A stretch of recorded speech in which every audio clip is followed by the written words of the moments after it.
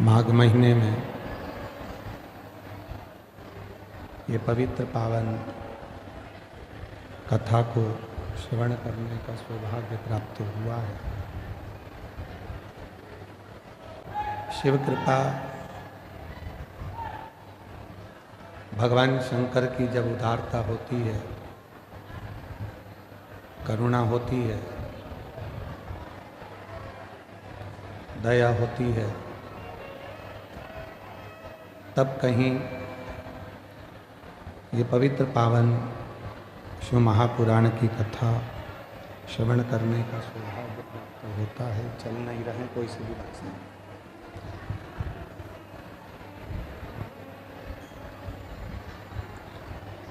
कल कथा में वर्णन किया था कि जो श्वासों में रमण कर रहे हैं वही शिव है।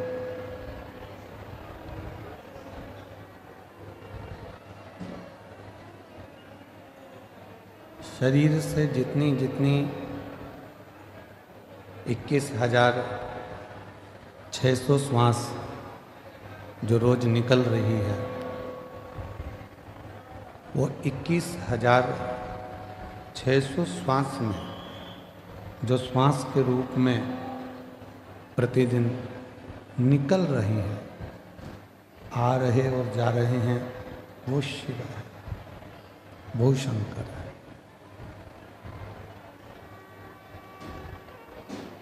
हम भगवान देवादिदेव महादेव को ढूंढने के लिए ना जाने कितने तीर्थ, कितने धाम जाते हैं और उनको ढूंढने का प्रयास करते हैं।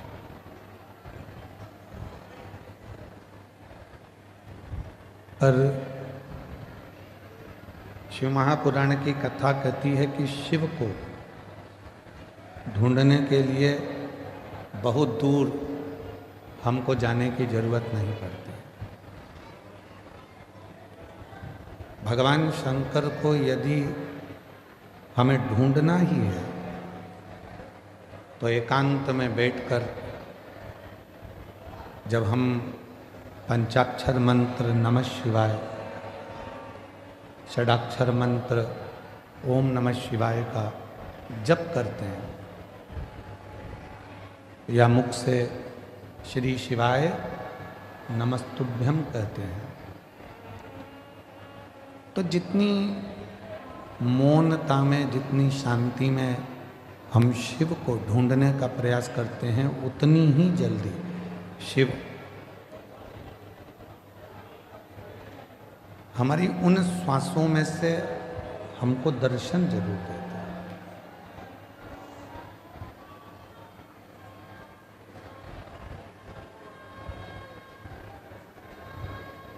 हम दूसरे को बोलते हैं कि ध्यान से पढ़ना,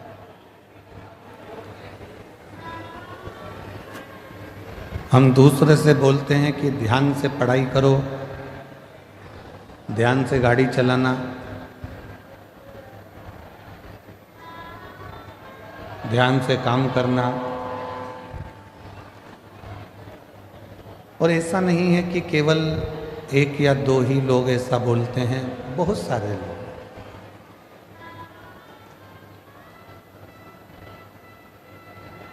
आप अपने बच्चों से भी कहते हो ध्यान से पढ़ो, ध्यान से पढ़ाई करो, ध्यान से गाड़ी चलाओ, ध्यान से काम करो। पर शिव महापुराण की कथा कहती है कि पहले हम दूसरे से कह सकते हैं कि ध्यान से काम करो, ध्यान से गाड़ी चलाओ, ध्यान से पढ़ाई करो, पर शिव पुराण की कथा कहती है कि पहले अपने को भी, अपने ऊपर भी ध्यान देना जरूरी है। कहीं हम अपने पथ से तो नहीं भटक रहे, कहीं हम अपने पथ से तो नहीं भटक रहे।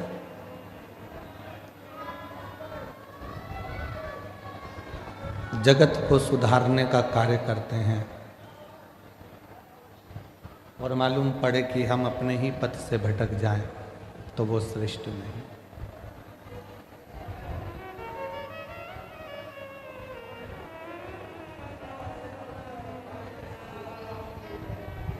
एक बहू सोचती है कि मैं मेरे घर में जाऊंगी ससुराल में, तो मैं मेरे ससुराल को सुधार दूंगी। सास सोचती है कि मेरी बहू कैसी भी आएगी मैं उसको सुधार दूंगी। पर शिव महापुराण की कथा कहती है, भगवान शंकर की कथा कहती है कि तुम्हें दूसरे को सुधारने की जरूरत ही नहीं पड़े। पीछे की आवाज खोलिए, पीछे की।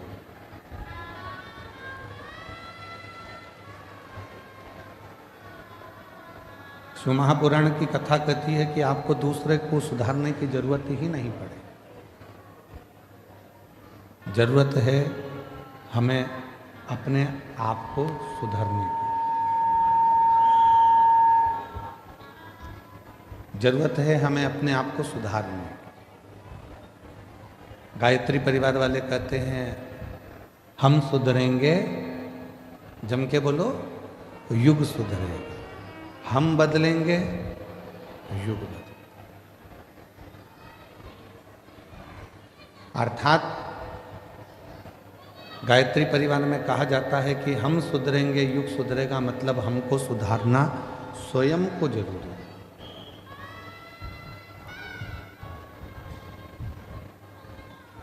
कई माताएं अपने अपनी बहुओं से कहती हैं कि शिव जी के मंदिर जाया करो, शंकर जी के मंदिर जाया करो। कोई बेटे से कहती हैं बेटा मंदिर जाया करो। कोई पति से कहती हैं कि आप मंदिर जाया करो।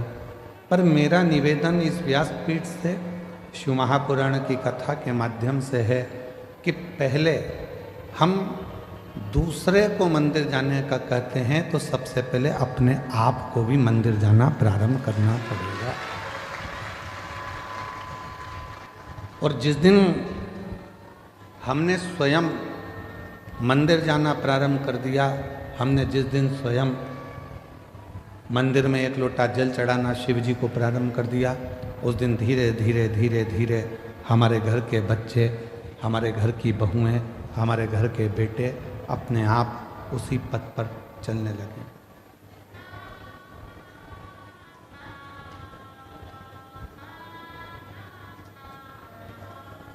हम कहते तुम करो,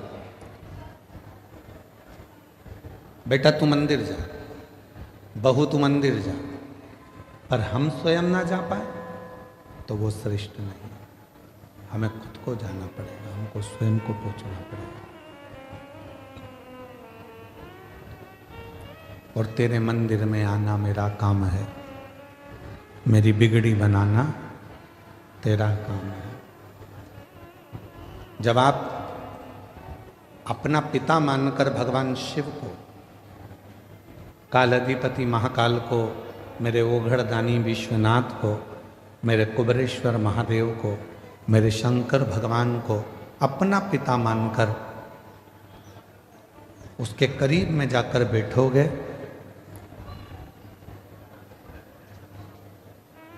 तो निश्चित है वो आपके मन की बात को सुनेगा। किसी ने कहा कि भगवान की क्या पत्थर की मूर्ति भी व्यक्ति की बातों को सुनती है?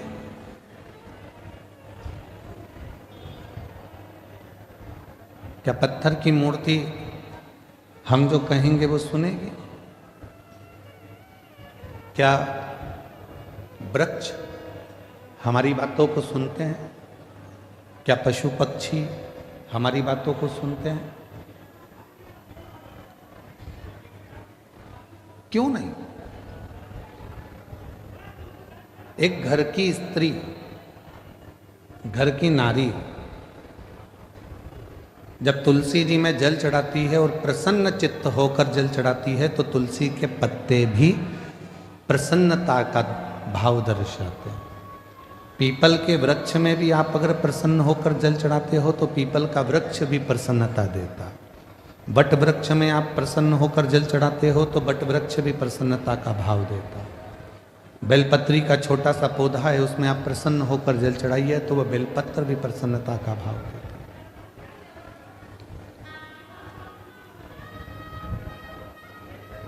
एक जीव, एक जंतु, पशु, पक्षी, वायुचर, जलचर, थलचर जितने भी हैं, चाहे वो मनुष्य हो, चाहे संसार के जितने भी जीव हों, वो सब यदि आप प्रसन्नता देते हो तो वो भी आपको प्रसन्नता जरूर प्रदान करते हैं। प्रसन्नता।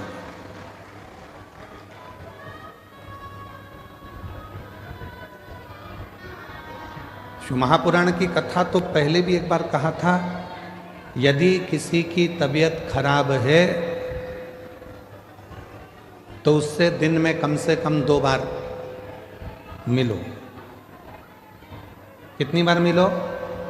जम के बोलो। 2।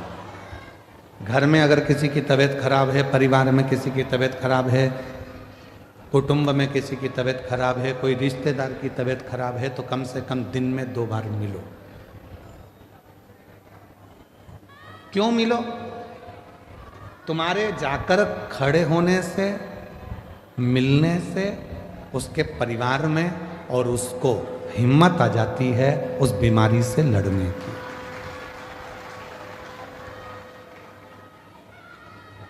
किसी की तबीयत खराब है तो दिन में जम के बोलो 2 बार मिलो। किसी का समय खराब है, बेकार समय चल रहा है, दुख की घड़ी चल रही है, कोई परेशानी आकर खड़ी हो गई है, तो शिव महापुराण की कथा कहती है उससे 3 बार मिलो। कितनी बार मिलना है? 3। तबीयत खराब है तो दिन में 2 बार मिलो, समय खराब चल रहा है तो दिन में 3 बार मिलो। कोई बात नहीं भैया, सब हो जाएगा, सब अच्छा समय आएगा, टेंशन मत लो। खड़े हो जाओ, उसकी दुख की घड़ी, उसकी परेशानी की घड़ी, उसकी संकट की घड़ी। महाराज, किसी की तबीयत खराब है तो दिन में 2 बार मिलो, किसी का समय खराब है तो दिन में 3 बार मिलो, और किसी की नीयत खराब है तो उसे सपने में भी मत मिलो। मान लो उसकी नीयत खराब है तो स्वप्न में भी उसको मत देखना, स्वप्न में भी उससे बात मत करो, मिलो ही मत।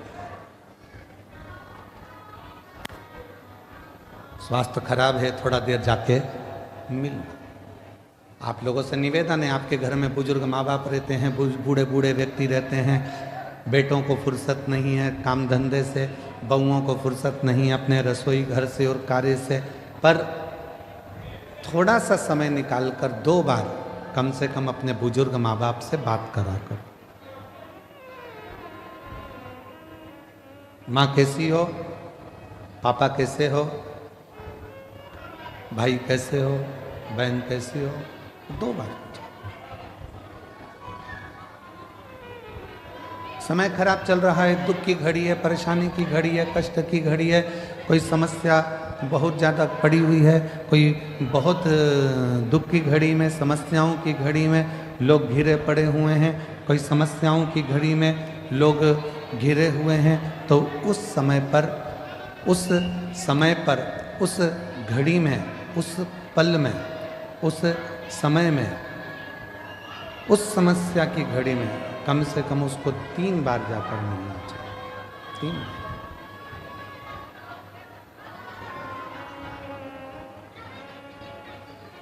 उस समस्या की घड़ी में, उस दुख की घड़ी में, उस परेशानी की घड़ी में कम से कम 3 बार जाकर खड़े हो।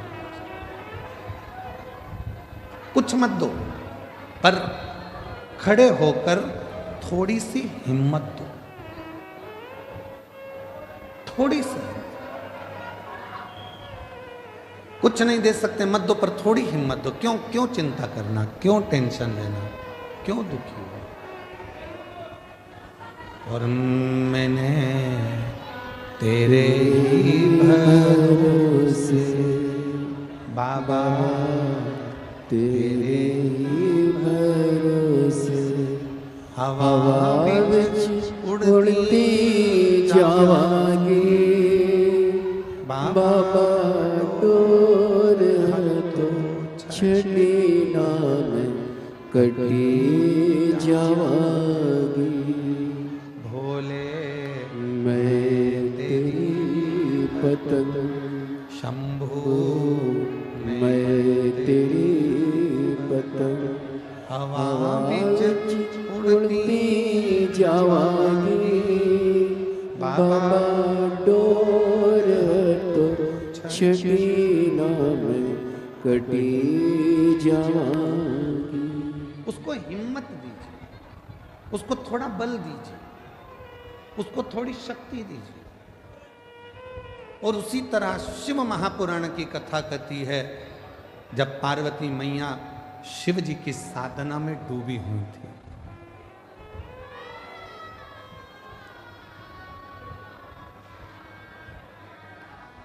जब भगवान शंकर की साधना में पार्वती मैया डूबी हुई, तब करते करते करते करते बहुत वर्ष निकल गए, तो भी शिव प्रकट नहीं हुए।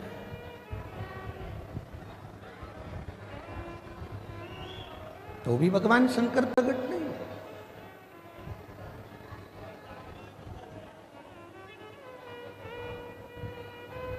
शिव प्रकट नहीं हुए।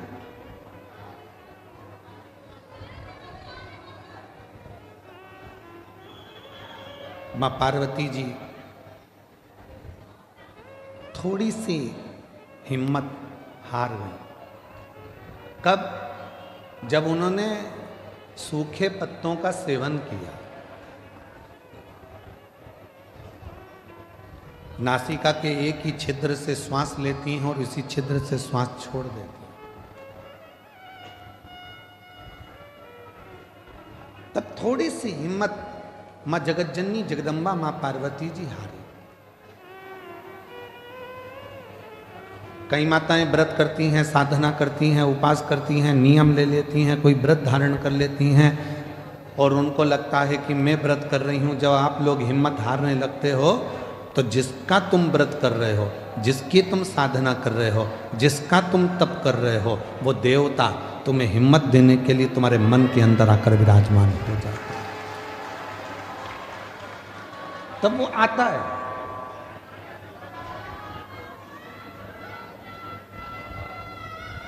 पार्वती मैया जब हिम्मत हारी तो भगवान देवाधिदेव महादेव मां जगत जननी जगदम्बा पार्वती के सामने प्रकट।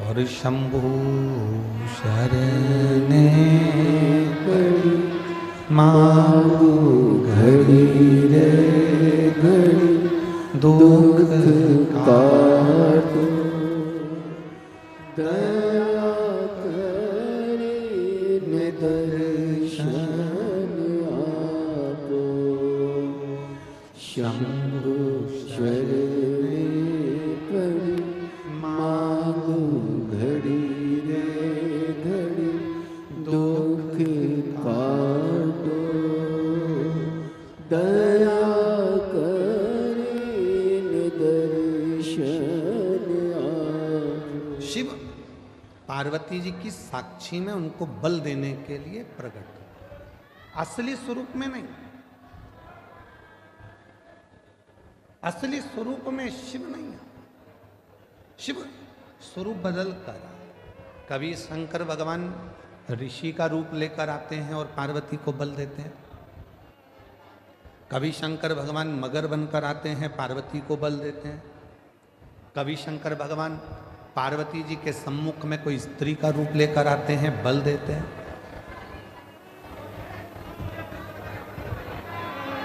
आप में से कई माताएं कहती हैं, कई जीजी कहती हैं, कई जीजा कहते हैं, कई बेटियां कहती हैं, कई बेटा कहते हैं, कई बुजुर्ग माँ बाप कहते हैं कि हम जब हिम्मत हारते हैं तो भगवान हमको हिम्मत देने क्यों नहीं आता।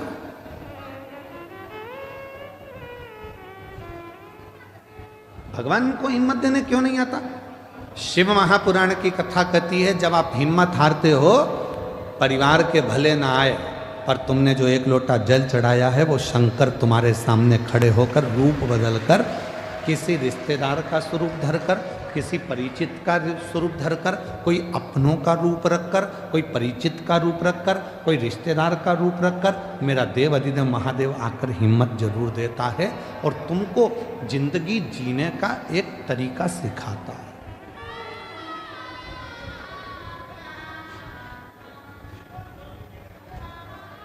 ऐसा नहीं कि संसार में जो जन्मे हैं उनको मौका नहीं मिलता, सबको देता है।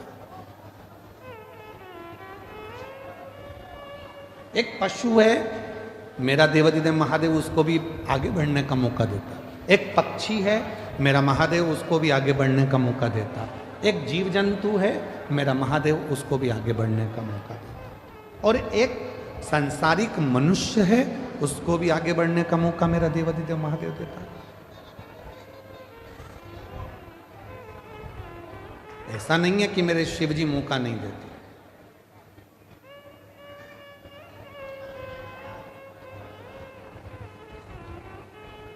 नदी में, पानी में, समुद्र में, तालाब में, कुएं में, बावड़ी में अगर कोई डूबता है, कोई डूब रहा है, तो पानी भी एक मौका देता है उसको उछाल देकर बाहर निकालने का कि अभी भी मौका है, तुम उससे बाहर निकल। पानी भी मौका देता है।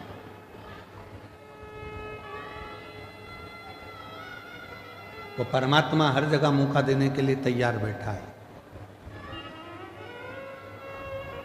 संसार के बेटा बेटी कहते हैं, नवयुवक बच्चे कहते हैं, हम पढ़ पढ़ के थक गए, एग्जाम दे दे कर थक गए, हम कंपटीशन एग्जाम में बैठ बैठ कर थक गए, पर हमारा सिलेक्शन ही नहीं हो रहा।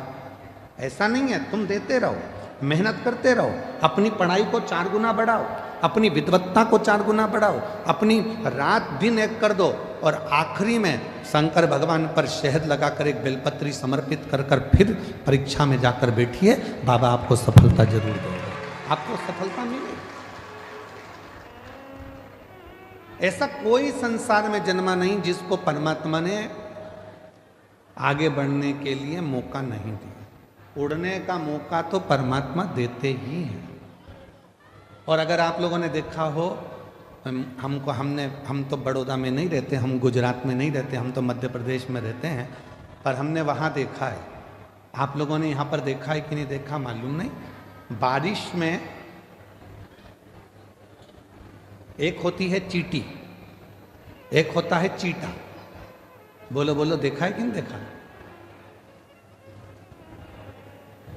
समय एक ऐसा आता है कि भगवान वो चींटी को भी पर दे देता है और चीटे को भी पर देता है कि उड़ ले, तू भी उन्नति की ओर बढ़ ले, तू भी आ।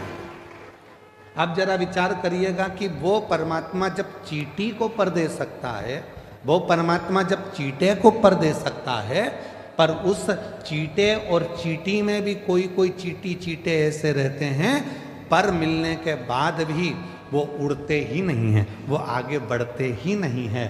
संसार में ऐसे लोग भी हैं कि उनको मौका मिलता है तो भी उस मौके का वो फायदा ना उठाकर वहीं की वहीं पड़े रहते हैं और आगे बढ़ नहीं।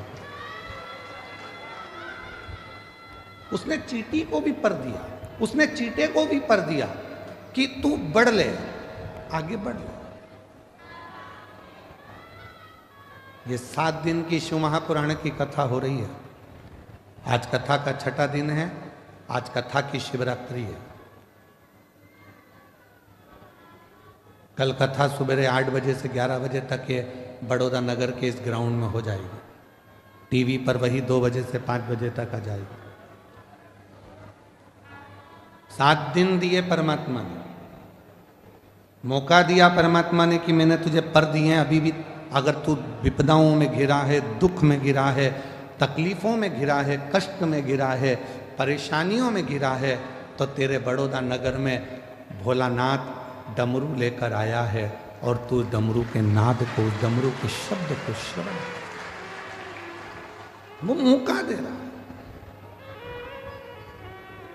उसके बाद भी अगर हम श्रवण ही ना करें, धारण ही ना करें, तो वो जीवन बेकार।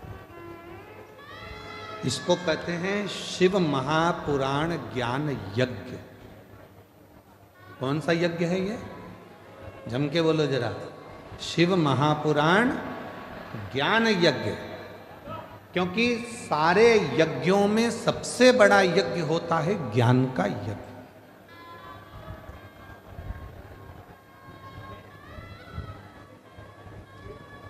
भजन संध्या कराई, रात को खूब नाचे कूदे, एंजॉय करा, पूरे होर्डिंग लगाए गए बड़े बड़े, भजन संध्या है, भजन संध्या है, भजन संध्या। चौकी बिठाई, आज चौकी है, आज भजन संध्या है, पूरी रात लोगों ने एंजॉय करा। ठीक है, भजनों में नाचे आप, ठीक है, पर ज्ञान क्या लिया? ज्ञान क्या प्राप्त किया? बड़े बड़े यज्ञ हुए, उसमें आहुतियां छूटी, बैठने वाले बैठे, खर्च करने वालों ने खर्च भी किया, बहुत बड़े बड़े बड़े यज्ञ हुए, पर उससे हमने ज्ञान क्या लिया?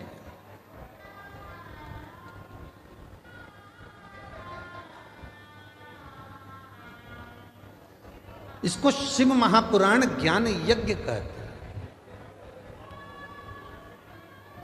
तो कहा गुरुजी अगर ये यज्ञ है तो यहां कुंडी कहां है? हवन की कुंडी कहां है? तो शिव महापुराण कहती है जितनी मुंडी उतनी कुंडी।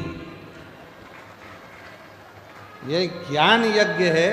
इस ज्ञान यज्ञ में जितने जितने बैठे हुए हैं और जिन जिन के कानों में शिव महापुराण की कथा जा रही है, जितनी जितनी मुंडी है, जितने जितने शीश हैं, उतनी उतनी वो कुंडी है। ये ज्ञान उसकी बुद्धि में, उसके श्रवण शक्ति में जा रहा है, वो नेत्रों से दर्शन कर रहा है, हृदय में उतार रहा है, और एक ना एक दिन जो उसने ज्ञान लिया है उसकी जिंदगी में अगर उसने उतार लिया तो वो संकट से बचेगा, और एक दिन मेरा भोले बाबा उसकी झोली खुशियों से भरेगा। ये वो यज्ञ है।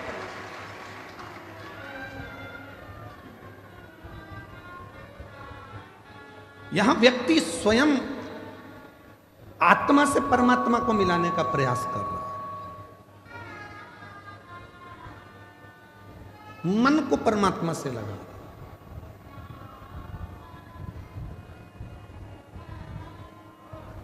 कभी किसी महाराज जी ने अपने प्रवचन में नहीं कहा कि शरीर को परमात्मा से लगाओ। कभी किसी महाराज जी ने, बड़े बड़े संत साधु ने भी अपने अपने प्रवचन में नहीं कहा कि इस तन को परमात्मा से लगाओ।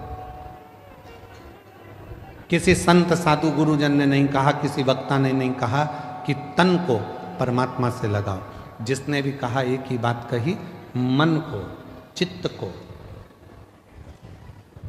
परमात्मा से लगाओ, आत्मा को परमात्मा से लगाओ। क्यों?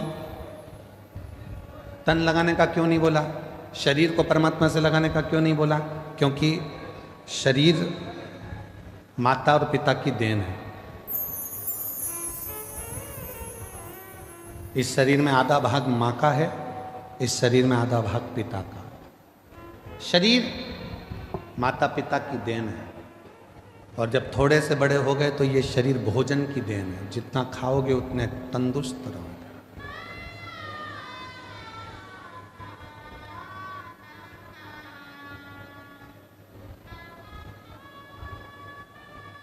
घर, जमीन, जायदाद, पैसा, धेला, शरीर, ये सब दूसरों की देन है, दूसरों। पर उस देव अधिदेव महादेव मेरे शंकर भगवान की देन क्या है? शिव जी ने आपको क्या देकर भेजा था? तो कहा शंकर भगवान ने हमको ये आत्मा, ये मन, ये चित्त देकर भेजा। इसीलिए बड़े बड़े वक्ता हों, चाहे छोटे छोटे कथा वक्ता हों, चाहे कोई संत हो, साधु हो, सन्यासी हो, तपस्वी हो, साधक हो, वो आपसे कहते हैं अपनी आत्मा को परमात्मा में लगाओ, मन को परमात्मा में लगाओ, तन को नहीं, शरीर को नहीं, मन लगाने की बात करते हैं। क्यों? क्योंकि जैसे बच्चा घूम जाता है, माँ के पास आता है तो माँ उससे गले लग जाती है, उसी तरह ये आत्मा, ये मन जब संसार में भटक जाता है और जब हम एकांत में बैठकर शिव को भजते हैं, तब वो परमात्मा इस आत्मा को संभाल लेता है और हमें उन्नति के मार्ग पर ले जाकर छोड़ देता है। हम मन नहीं लगा पा रहे। और हमने पहले भी कथा में कहा है कि शिव महापुराण की कथा में तुमको सूचना मिल जाए कि कुबरेश्वर धाम से बाबा कथा के लिए आए हैं, तुमको सूचना मिल जाए कि शंकर भगवान की यह पवित्र कथा, ये कुबरेश्वर धाम की ये पवित्र धरा से चलकर ये शिव महापुराण यहाँ पहुँची है, तो आपसे निवेदन है, भीड़ बढ़ाने के लिए शिव पुराण में बिल्कुल मत जाना। तुम्हारी भीड़ बढ़ाने से तकलीफ हमको भी होती, इतनी भीड़ में हम खुद ट्रैफिक में फंस जाते हैं। भीड़ बढ़ाने के लिए कथा में मत जाओ। कथा में अगर आए हो शिव महापुराण की तो भाव को बढ़ाओ। कितना भाव बढ़ा सकते हो, तुम्हारे भीतर कितनी परमात्मा की प्राप्ति कर सकते हो। मालूम पड़े तुम आ तो गए हो, मन लग नहीं रहा, बार बार उठकर जाना है, बाजू वाले को देखना है, उधर से आवाज़ आई तो उधर देखो, उधर से आवाज़ आई तो उधर देखो, है। और आधी टेंशन अपनी गाड़ी कहाँ रख कर आए हैं, तीसरा टेंशन बैग रखी थी कहाँ चले गया, चौथा टेंशन मेरी चप्पल पे कोई बैठ गया, पांचवा टेंशन वो मेरे को लेकर आए थे मेरे पति कहाँ चले गए, छठा टेंशन किससे झगड़ा करूं, किससे झगड़ा करूं। तो क्या मतलब का कथा में आने से? समय बर्बाद करने के लिए कथा में बिल्कुल मत जाओ। आए हो, आज कथा की शिवरात्रि है, ये 2 दिन, एक छठा दिन, एक कथा का 7वां दिन, ये दोनों दिन इतने प्रबल होते हैं कि जो पंडाल में बैठकर बाबा से कहा जाता है, सुना जाता है, वो सब शिव 3 महीने के अंदर देते जरूर हैं। इसीलिए लाखों की संख्या में शिव भक्त यहाँ आते हैं, इसलिए लाखों की संख्या में पहुँचते। और उसमें भी हम हमारी बुद्धि को, अपने चित्त को, इधर कोई पानी देने आया, कोई टॉफ़ी देने आया, कोई सामान देने आया, भैया देना जरा, भैया देना जरा, भैया देना जरा। मांगना था उस भोलेनाथ से और मांगने में रहेगा दूसरे से। मालूम पड़ा करोड़ों का धन छोड़कर 2 रुपये लेकर साथ चले गए, तो क्या मतलब? छोड़ो।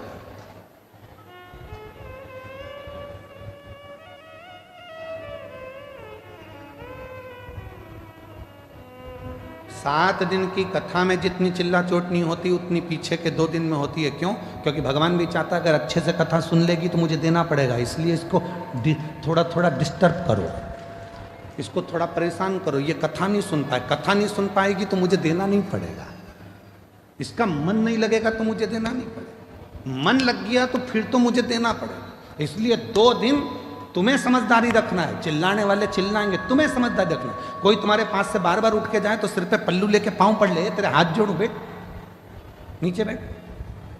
कहाँ बार बार जा रहा है? तुझ में नारद घुस गया क्या? नारद भरा गया क्या? बार बार जा रहा है, फिर आ रहा है, फिर जा रहा है, फिर आ रहा है, बैठ जाता। बहुत सावधानी की जरूरत।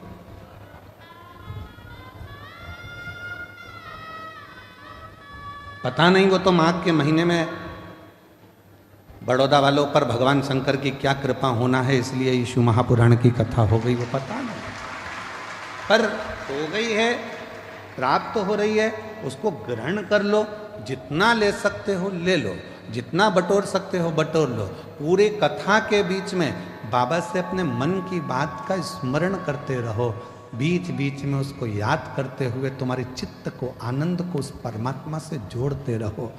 लगना चाहिए कि तुम्हारी रोमावली, हाथ की पाँव की रोमावली तुम्हारी खड़ी हो रही है, वो परमात्मा तुमको मिल रहा, वो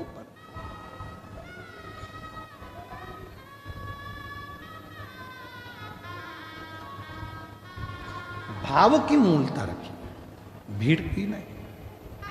पार्वती मैया तप में लगी हैं, जहां पर वो थोड़ी सी भी डाउन होती हैं, थोड़ी सी उनको लगता है कि शिव नहीं मिलेंगे क्या, शंकर नहीं मिलेंगे क्या, तब भोले बाबा किसी ना किसी का रूप रख कर आकर उनको समझा जाते। तुम भी जिंदगी में जब जब डाउन होगे, तुम्हारे जीवन में जब जब तुम परेशानी की ओर बढ़ोगे और जब जब तुम्हारे जीवन में थोड़ी तकलीफ आएगी, अगर तुमने एक लोटा जल शिव जी को चढ़ाया है तो वह मंदिर में से निकलकर महादेव तुम्हारे दरवाजे पर आकर तुमको समझाने का प्रयास करें। मेरा शंकर भगवान कभी अपने असली स्वरूप में नहीं आता, याद रखना। मेरा भोले बाबा कभी तुम्हारे सामने गले में सांपों की माला लेकर, डमरू लेकर, भस्म लगाकर, जटा बांधकर, रुद्राक्ष की माला पहनकर, त्रिपुंड लगाकर, ऐसे मेरे शंकर भगवान बागंबर धारण कर कर कभी नहीं आते ही नहीं है। उन्होंने पार्वती जी को तुरंत माता जगत जननी जगदम्बा पार्वती जी को वचन दिए। 2 वचन माता पार्वती जी को शंकर भगवान ने दिए थे। पहला वचन दिया था कि मेरी परिक्रमा पूरी नहीं होगी, ये पार्वती को वचन दिया। इसलिए कभी भी शंकर भगवान की परिक्रमा पूरी नहीं होती। यहां से चालू करा, जैसे ये शिवलिंग है तो यहां से चालू करके यहीं से वापिस आ जाते हैं, जहां से जल बहता है उसको लांघते नहीं, क्योंकि पार्वती को वचन दिया। गणेश जी महाराज ने शंकर भगवान की परिक्रमा पूरी कर ली थी। षडानंद कार्तिक के परिक्रमा करने मोर पर गए थे और गणेश जी ने चूहे पे बैठ के शंकर की परिक्रमा कर ली थी, देवाधिदेव महादेव की। तो भगवान शंकर प्रसन्न होकर वर दे दिए थे कि तुम प्रथम गिनती में गिनाओगे गणेश, सारी दुनिया तुम्हारी पूजन करेगी। तब पार्वती का दिल दुख गया था। पार्वती ने कहा मेरा एक बेटा परिक्रमा करने मोर पर बैठकर गया, दूसरे ने बुद्धि का परिचय दे दिया, चूहे पे बैठकर तुम्हारी परिक्रमा कर ली तो तुमने उसे वर दे दिया। मेरा एक बेटा तो दुखी होगा ना, माँ तो दोनों बेटे की सोचती है ना, और तुम्हारे लिए एक प्रिय हो गया। भोलेनाथ, आज ये पार्वती अपने पति से वचन मांगती है। मैं जानती हूं कि तुम भोले हो, तुम्हारी कोई भी परिक्रमा करेगा तो तुम उठाकर कुछ भी दे दोगे, इसलिए आज वचन दो कि तुम्हारी कभी भी पूर्ण परिक्रमा नहीं हो। शिव जी ने वचन दे दिया, वचन दे कि मेरी पूर्ण परिक्रमा नहीं होगी, अधूरी परिक्रमा होगी, पूर्णता में नहीं। शिव को पहचानो। और दूसरा, मां जगत जननी जगदम्बा भगवान शंकर से मांग रहे, जब दुख की घड़ी, जब तकलीफ की घड़ी, कष्ट की घड़ी, तब आपको आना।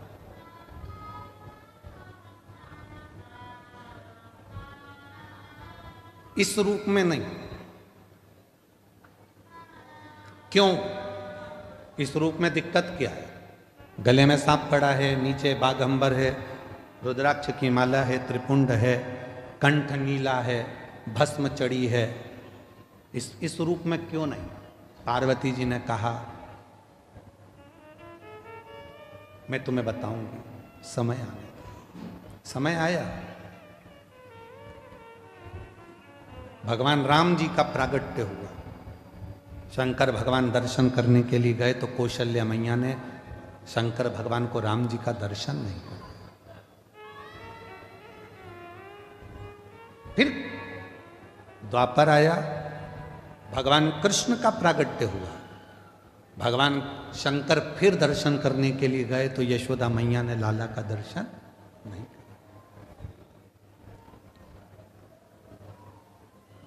वो आप लोग एक लाइन गुनगुनाते, श्री कृष्ण के दर्शन करने चले सदा शिव गोकुल में, गली गली में शोर मचावे चले सदा शिव गोकुल में।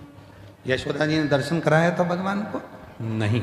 बाबा तुम्हारे गले में सर्प है, मेरा बच्चा डर जाएगा। बाबा तुम्हारा वेश बड़ा विचित्र है, इसको देखकर मेरा बच्चा डर जाएगा। ना राम जी का दर्शन कौशल्या जी कराती हैं, ना कृष्ण भगवान का दर्शन यशोदा जी कराती हैं।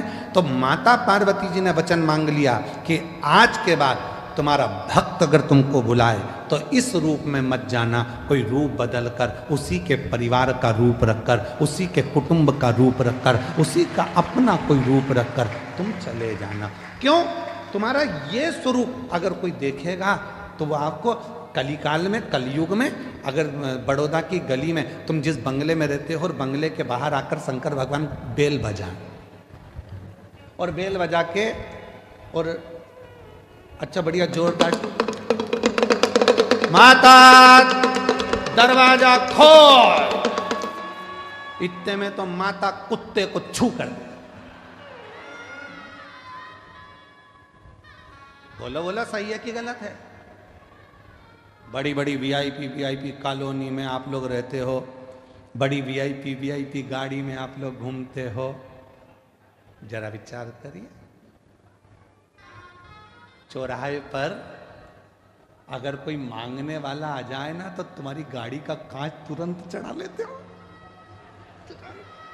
ऊपर, वो थपथपा रही है। अब जरा विचार करिए कितनी विचारणीय बातें हैं। तुमने गाड़ी का कांच चढ़ा लिया,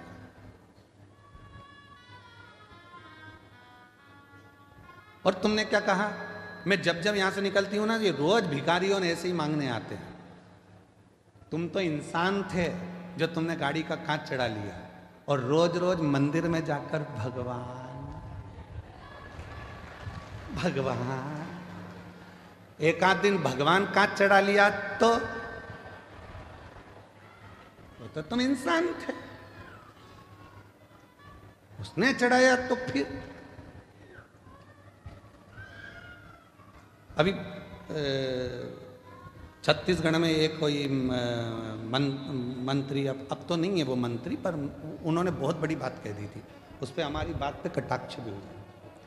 उन्होंने कहा भगवान को भोग लगा, भगवान को तो राजसी ठाट मिलता है, भगवान के तो कपड़े बदले जाते हैं, भगवान को चांदी की थाली में भोजन मिलता है, भगवान तो भगवान है, खड़े रहते हैं। तो हमने उससे कहा कि एक काम करो, हम भगवान को हटा देते हैं, तुम खड़े हो जाओ, तुम खड़े। बहुत कठिन है महाराज। ये प्रसंग भी एक बार आया है। एक भक्त ने भगवान से कह दिया था, तुम कितने आराम से रहते हो, पंखा चलता रहता है, बढ़िया बढ़िया कपड़े पहन के आशीर्वाद देते रहते हो और मुस्कुराते रहते हो, सोने के जेवर, सोने के आभूषण, चांदी के बर्तन में भोजन, लोग तुम्हारी आरती उतारते हैं। एक दिन भगवान ने कहा कि तू खड़े हो जा मेरी जगह,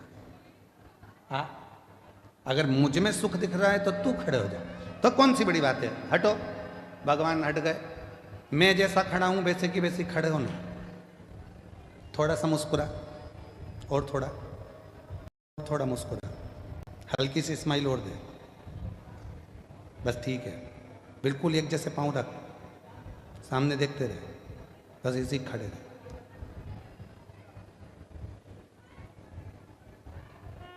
अब इतने में से नीचे से चींटा चढ़ गया,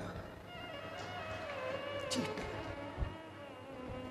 भगवान खड़े थे पास में, हिल मत जाना, ऐसे ही खड़े रहे, मुस्कुरा। अरे काय का मुस्कुराऊं, काट रहा है। भगवान बोले हम भी तो मुस्कुराते, मुस्कुरा। फिर एक आई, भगवान मेरी बहू को छोड़ा देते ना।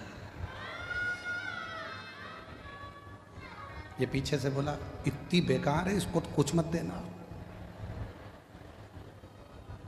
भगवान बोले चुपचाप खड़े रहे।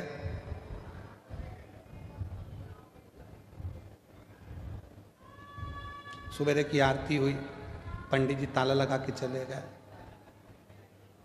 ये बोला हट जाऊं, भगवान बोले काहे को, मैं हटा था, मुस्कुरा। तो क्या अब तो कोई देख ही नहीं रहा तो मुस्कुराऊं काहे को, मुस्कुरा, मुस्कुरा। शाम को पंडित जी आए, उन्होंने फिर आरती मारती करी, चांदी की थाली में भोजन लाके दिखाया। भूख लग रही है। भगवान बोले मैं खाता था, बस देखता था, देख ले, खाने को नहीं मिलेगा। मुस्कुरा। 2 दिन में चक्कर खा के नीचे गिर गया। भगवान के चरण पकड़कर बोला मैं इंसान इंसान ही रह सकता हूं, तू भगवान भगवान ही रह सकता। मेरे बस की बात नहीं है दुनिया के दुखड़े सुनना, ये मेरे बस की बात नहीं है। मैं मेरे बउओं के दुखड़े सुन लूं, परिवार के दुखड़े सुन लूं, वही काफ़ी है। तेरे पास तो दुनिया के इतने लोग आते हैं, दुखड़ा रोते हैं, और तू कितनी कृपा करता है तो भी मुस्कुराता रहता है। भगवान कहते हैं मैंने दुनिया में सबको मुस्कुराहट दी है, केवल प्रसन्न रहकर दुख कटता रहता है, दुख कटता है। और शिवजी ने पार्वती जी को भी यह प्रसंग सुनाया। एक बार तुमरुका जी आए और तुमरुका जी ने आकर कहा कि ब्रह्मा जी को सृष्टि की रचना का भार आपने दिया है। शंकर जी बोले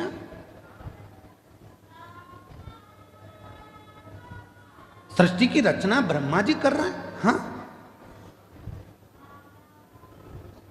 तो सृष्टि में ज्ञान कौन देगा? सब कुछ ब्रह्मा जी अगर रच देंगे तो।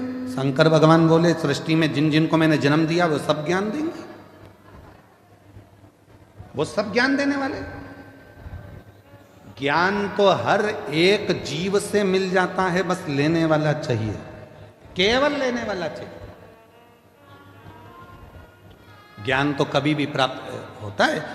एक पति पत्नी रात को सो रहे थे और रात को सोते सोते सोते सोते इतने में पत्नी रात को 1:30 बजे उठ गई और 1:30 बजे उठकर उसने पति को हिलाकर बोला पति से, सुनो जी, सुनो तो, बोल, मुझे नींद नहीं आ रही है। तो पति बोला मुझे आ रही है, सोन देना। नहीं, सुनो तो, बोल, मुझे इसलिए नींद नहीं आ रही, मान लो अपने कोई पप्पू हो गया तो कहां सोएगा। पति बोला कैसी मूर्खों जैसी बात करती है। पति थोड़ा सा नींद में था, इधर खसक गया, बोला इधर सो जाएगा, सो जा। पत्नी सो गई। 2:30 बजे फिर उठ गई। पति को बोला उठो। पति बोला अब क्या हुआ? मान लो अपने को एक पप्पी हो गई छोटी सी, तो वो कहाँ सोएगी? पति और खसका, इधर सो जाएगी, मेरे को सो जान दे, सुबह से ड्यूटी पे जाना है, तू सो जान दे। पति और खसक। 3:30 बजे फिर जग गई। उठो। पति ने पूछा अब क्या हुआ? अपने को एक और पप्पू हो गया तो वो कहाँ सोएगा? पति बेचारा और खसका। अब पलंग तो पलंग है, कोई शासन की रोड थोड़ी ना कि खसकतेगा। खसकते से पलंग से धड़ से नीचे गिर गया। नींद में तो था ही, कमर का कुस्का चले गया, कमर टेढ़ी हो गई है। पति बोला अब तो सो जा। पत्नी सो गई, पर पति को नींद नहीं आई, उठ गया। एक बैग तैयार करा। पत्नी सवेरे से उठते से बोलती है गुड मॉर्निंग। ये तो बताओ, रात को इतनी अच्छी बात कर रहे थे, अभी सुबह सुबह कहां जाने की तैयारी कर रहे हो? पति ने कहा रात को मात्र पुत्र की कामना करी और कमर की हड्डी टूट गई। अगर वो पुत्र पैदा हो गया तो ना जाने कौन कौन सी हड्डी तोड़ेगा। इससे अच्छा है मैं तो जाऊं और गिरनार के पर्वत पर बैठकर भगवान शिव की आराधना करूं, दत्त की आराधना करूं। ज्ञान कभी भी पैदा हो सकता है, ज्ञान कहीं पर भी प्रकट हो सकता है, बस उसको लेने वाला चाहिए। और भगवान शिव कह रहे हैं तुमरुका जी से, प्रकृति में ऐसा कोई नहीं है जो हमको ज्ञान नहीं देता। चिड़िया हमको चहकना सिखाती है, मोर हमको नाचना सिखाता है, कोयल हमको गुनगुनाना सिखाती है, गाना सिखाती है, नदियां हमको सिखाती हैं कि हमेशा निरंतर चलते रहो, बढ़ते रहो, पीछे मुड़कर मत देखो। पर्वत सिखाते हैं कि तुम्हारी उन्नति तुम्हारे हाथ में है, मेरे जैसे विशाल बन जाओगे, बढ़ते रहो। समुद्र तालाब सिखाते हैं कि जितना मैं गहरा हूं उतनी जिंदगी में तुम गहराई को धारण करो। पृथ्वी सिखाती है कि धैर्य रखो। संसार में जितने जीव जंतु हैं, संसार में जितने भी जीव हैं, वो सब हमको सिखाते हैं। जो निर्जीव हैं वो भी सिखाते हैं, वो हमको सिखा रहे हैं, पर हम सीखने को तैयार नहीं है।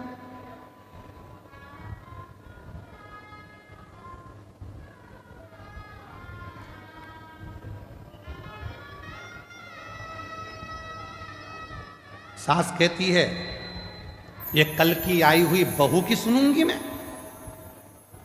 सास के मुंह के शब्द रहते हैं कि कल की आई बहू की सुन के चलूंगी, उसकी सुनूंगी। बहू कहती है मैंने अपने बाप की नहीं सुनी तो तुम्हारी सुनूंगी।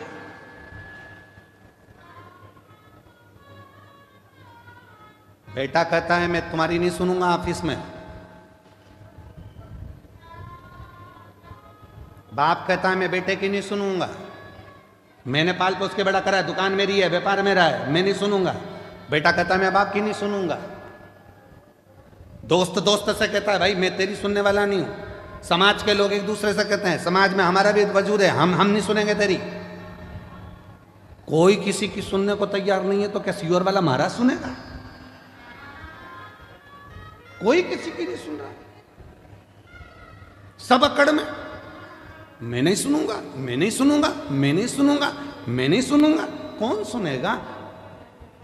किराया दे दिया करो, सियोर वाला महाराजा जाएगा, बड़ौदा में सुन के चले जाएगा, उसमें क्या दिक्कत? एक सुनने वाला भी रख लो जो तुम्हारी सुने।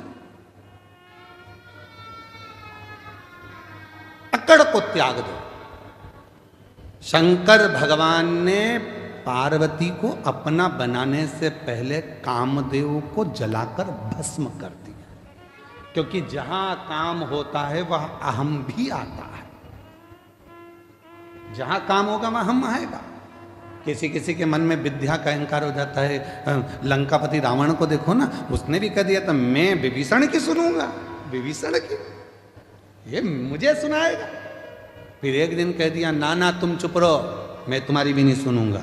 मंदोदरी से कह दिया तू मेरी पत्नी है, मैं तेरी सुनूंगा।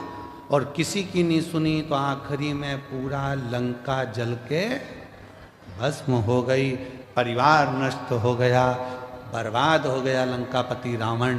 इसलिए शिव महापुराण की कथा कहती है शंकर जी के परिवार में ऐसा नहीं है कि कोई किसी की नहीं सुनता। शिव के परिवार में शंकर भगवान की सब सुनते हैं, इसलिए शिव परिवार श्रेष्ठ माना गया। इसलिए शिव परिवार श्रेष्ठ माना गया। गणेश जी भी शंकर जी की सुन रहे हैं, पार्वती जी भी शंकर जी की सुन रही है, कार्तिकेय भी शंकर जी की सुन रहे हैं, सर्प भी सुन रहा है, मोर भी सुन रहा है, चूहा भी सुन रहा है, नंदी भी सुन रहा है, शेर भी सुन रहा है। और अगर शेर नहीं सुनता शंकर भगवान की तो शंकर भगवान का क्या बागंबर होता?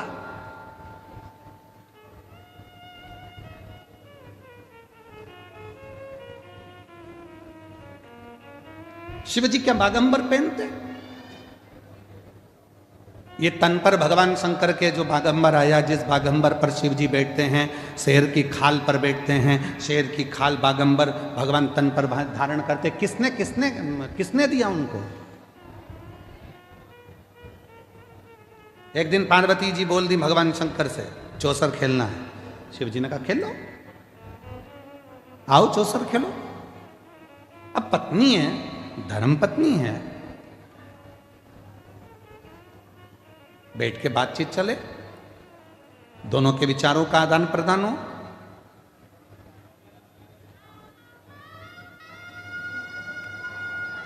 बहुत विचित्र समय है, पर हमको बड़ौदा में बहुत अच्छी चीज लगी है। जो हमको देखने को मिला उसमें हमको बड़ी प्रसन्नता लगी। बड़ौदा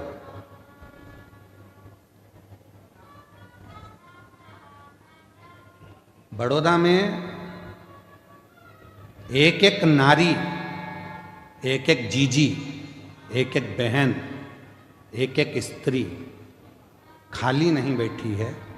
कुछ ना कुछ काम भले वो घर से कर रही है चाहे बाजार से कर रही है, पर वो पति के साथ कदम से कदम मिलाकर आगे बढ़ रही है। ये भारत की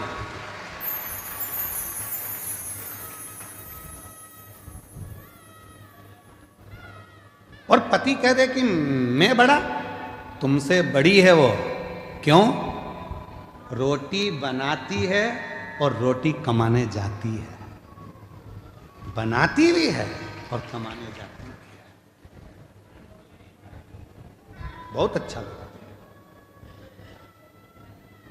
कई माताएं घर में ही फाफड़ा बना रही है, पैक करके बेच रही हैं। कोई कुछ बना रहा है, कुछ बनाकर बेच रहा है। अभी एक भैया जी आए थे, उनकी धर्म पत्नी वो गाय के गोबर के श्रृंगार कुछ गाय आदि बनाती हैं, गणेश जी बनाती हैं, वो बेच। सबका अपना अपना कर्म, प्रसन्नता है। और कहीं कहीं की ऐसी भी हैं जो बेवकूफ बनाती हैं, ऐसा भी है।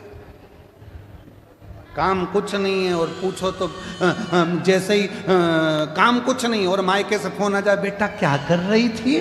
मम्मी इतना काम इतना काम इतना काम इतना काम, पूछो मती। तो तूने करा क्या बेटा? आज बर्तन वाली नहीं आई क्या? मम्मी आई थी, मांझ के चली गई। तो भोजन बनाने वाली नहीं आई क्या? मम्मी आई थी, बना के चली गई। फिर पोछे वाली नहीं आई क्या? नहीं मम्मी आई थी, पोछा लगा कर चली गई।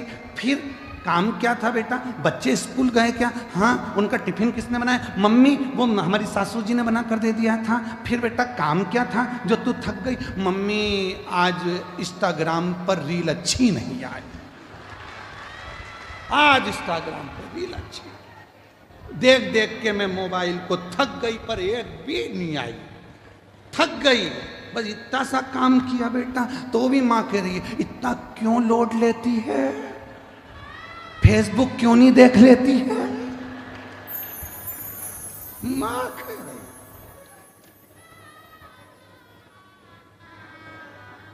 हे भगवान, देख तेरे संसार की हालत क्या हो गई भगवान।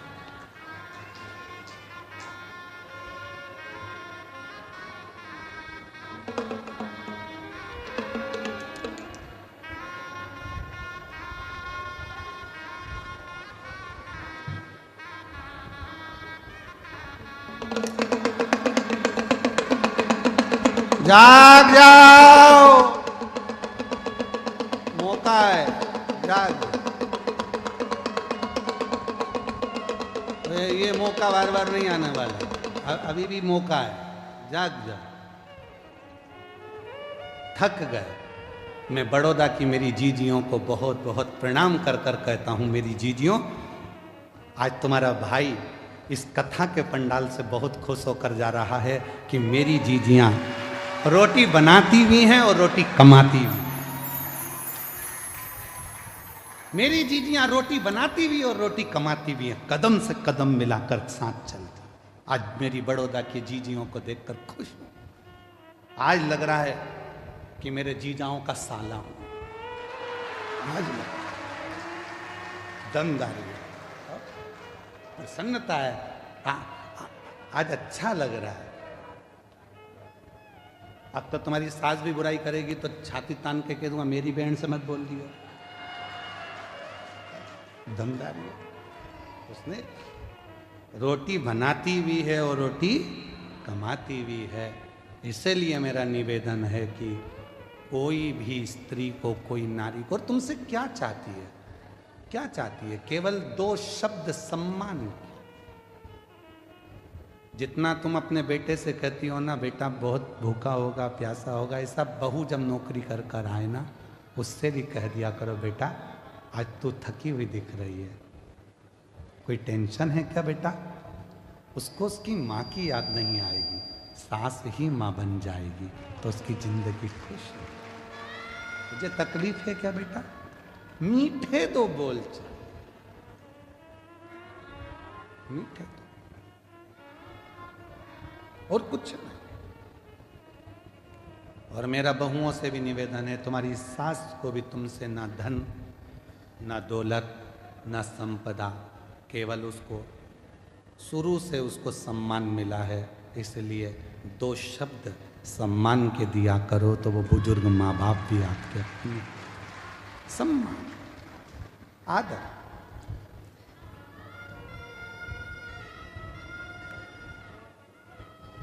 पार्वती मैया जीव जंतु पशु पक्षी ये सब हमको सीख देते, सब सीख।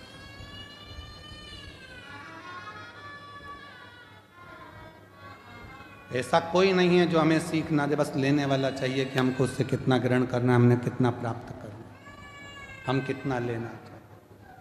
और जितना जितना आप उस आनंद के साथ उस जीव से सीखेंगे, सीखना चाहिए, ग्रहण करना चाहिए, रखना चाहिए, पर हम ले नहीं।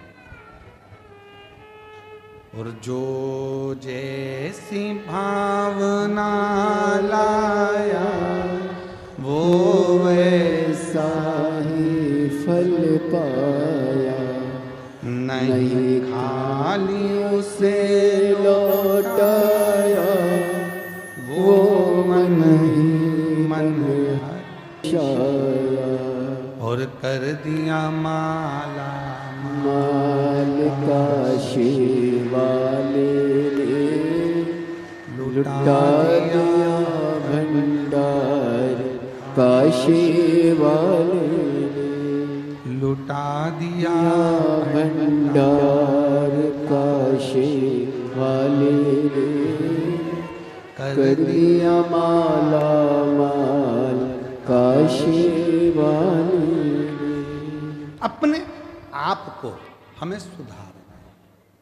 शिवजी आप इस स्वरूप को धर कर मत जाना, दर्शन नहीं मिलते। यशोदा जी ने आपको दर्शन नहीं दिया कृष्ण का, इसलिए शंकर भगवान अपने असली स्वरूप में नहीं आते, स्वरूप बदल गए। और इसीलिए शायद आप लोगों श्रवण करे होंगे कि जब दर्शन नहीं मिला था तो अगली बार भगवान शंकर आए तो रूप बदल गया। रूप पार्वती जी ने शिव जी से वचन मांग लिया। एक वचन है शिव जी की पूर्ण परिक्रमा में,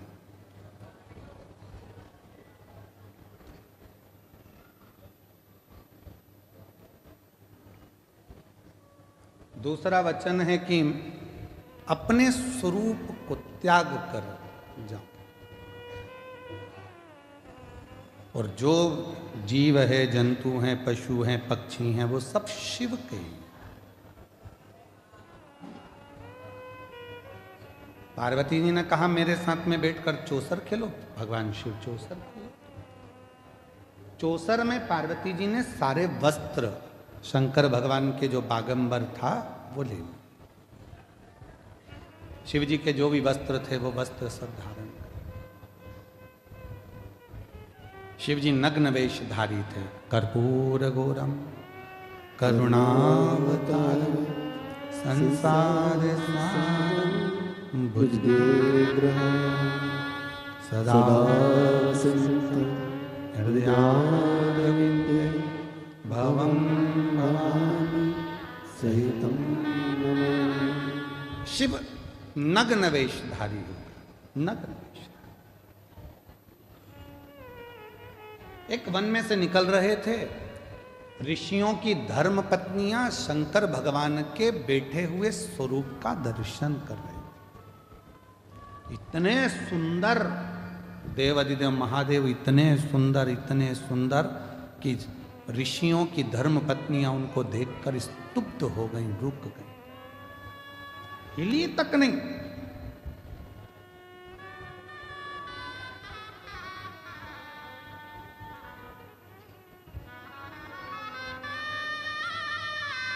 इतनी सुंदर है तेरी प्रतिमा, इतनी सुंदर, तू कितना सुंदर होगा, तू कितना सुंदर होगा। नाम है तेरा तारणहारा, कब तेरा दर्शन होगा। तेरी प्रतिमा इतनी सुंदर, तू कितना सुंदर होगा, तू कितना सुंदर होगा। एक बात बोले हमारी जीजियों और हमारे जीजाओं, बेटियों बेटाओं, मेरे बुजुर्ग माँ बाप, सही में तो शिवजी अगर तुम्हारे सामने आ जाए ना तो तुम पहचान तो नहीं पाओ। उसको पहचानना कठिन, बहुत कठिन। किस रूप में आता है, कब आता है, कैसे आता है,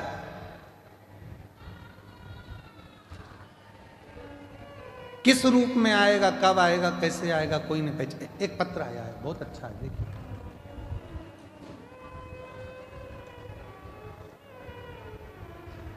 संजय सिंह ठाकुर, पिता का नाम है संजय सिंह ठाकुर, माता का नाम है रमीला ठाकुर, लड़की का नाम है ठाकुर निराली संजय सिंह। घर का पता है मधुनगर धानी, ब्रिज डी, केबिन गो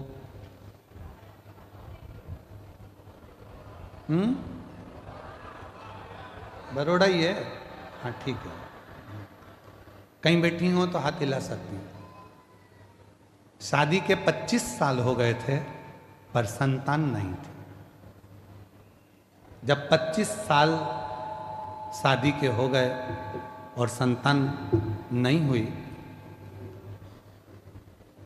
जिस मकान में हम किराए के में रहते थे वो मकान छोड़ा, दूसरे मकान में गए। तो जिस मकान में हम रह रहे थे उसी मकान की मालकिन आपकी कथा सुनती थी। उसने हमको देखा कि दोनों की अवस्था तो बहुत हो गई पर बच्चे नहीं दिखे, तो पहले उसने कहा कि आपके बच्चे कहीं विदेश में पढ़ते हैं? हमने कहा नहीं, हमारे तो 25 साल हो गए शादी को, बच्चे है ही नहीं। बच्चे नहीं? तुम वो सियोर वाला महाराज कथा कहता है सुनते हो? नहीं। एक काम करो, पावागढ़ के कंजरी में वो सियोर वाला महाराज आया है हाल में कथा करने के लिए, तुम वहां चले जाओ। गुरुजी, पहली बार किसी ने हमको आपसे मिलाने के लिए बोला।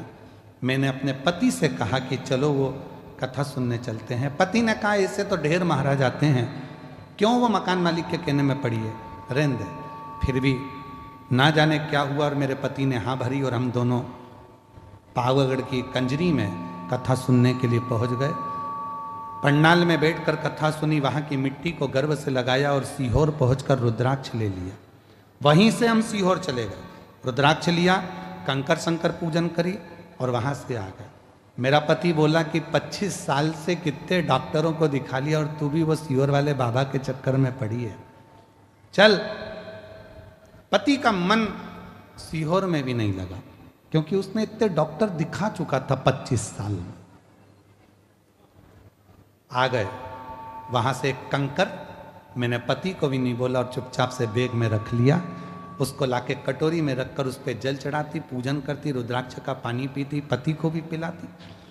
मुझे मालूम था पति नहीं पिएगा तो मटके में, हंडे में उस पानी को डाल देती। और बाबा की ऐसी कृपा हुई गुरुदेव, बाबा की कृपा से 27/12/2024 को शिव जी की कृपा से 25 साल के बाद संतान की प्राप्ति हुई। 25 साल के बाद मुझे औलाद की प्राप्ति हो गई।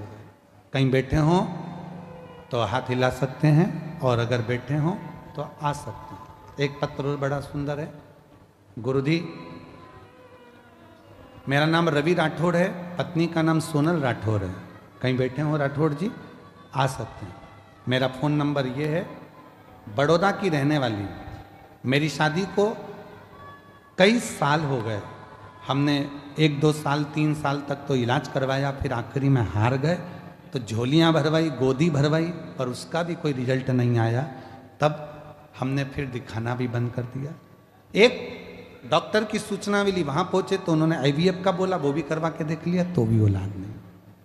2022 में किसी के कहने पर पहली बार कुबरेश्वर धाम गए, वहाँ रुद्राक्ष लिया, तांबे के लोटे में उसको गला देते, सफ़ेद आंकड़े के जड़ वाला उपाय किया, पशुपति नाथ का व्रत किया और एक बार नहीं कम से कम पशुपति व्रत मैंने 4-5 बार कर लिया।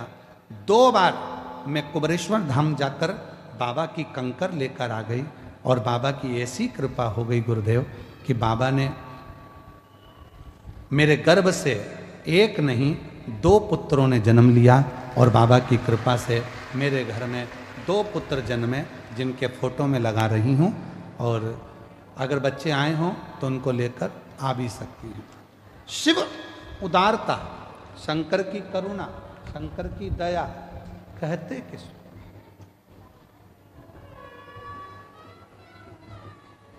मेरी जीजियां जितनी बैठी हैं ईमानदारी से बोलना, 25 साल बाद शादी के क्या औलाद हो सकती है?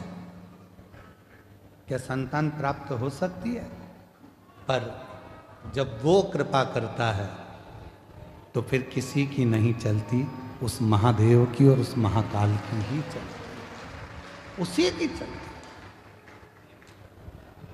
जो जैसी भावना लाया वो ऐसा ही फल पाया, नहीं खाली उसे लौटाया वो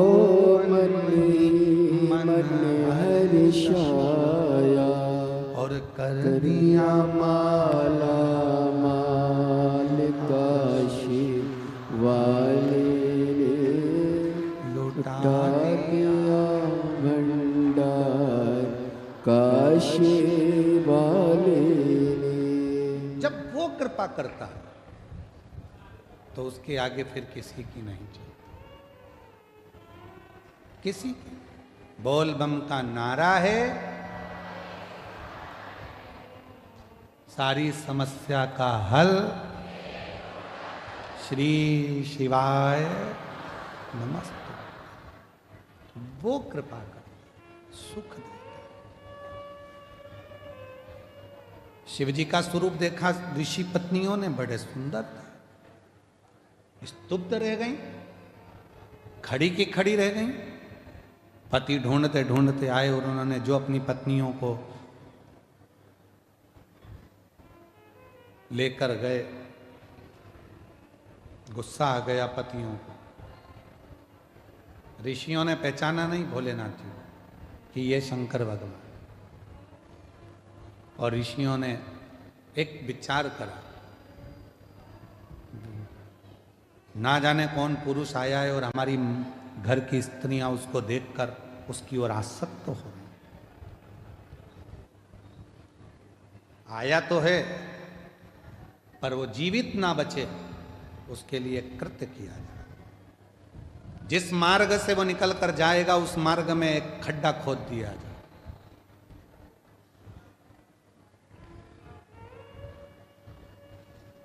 और उसी खड्डे में सिंह भी गिरेगा और जो वो नग्न वेश में बैठा है वो भी गिरेगा उसी खड्डे।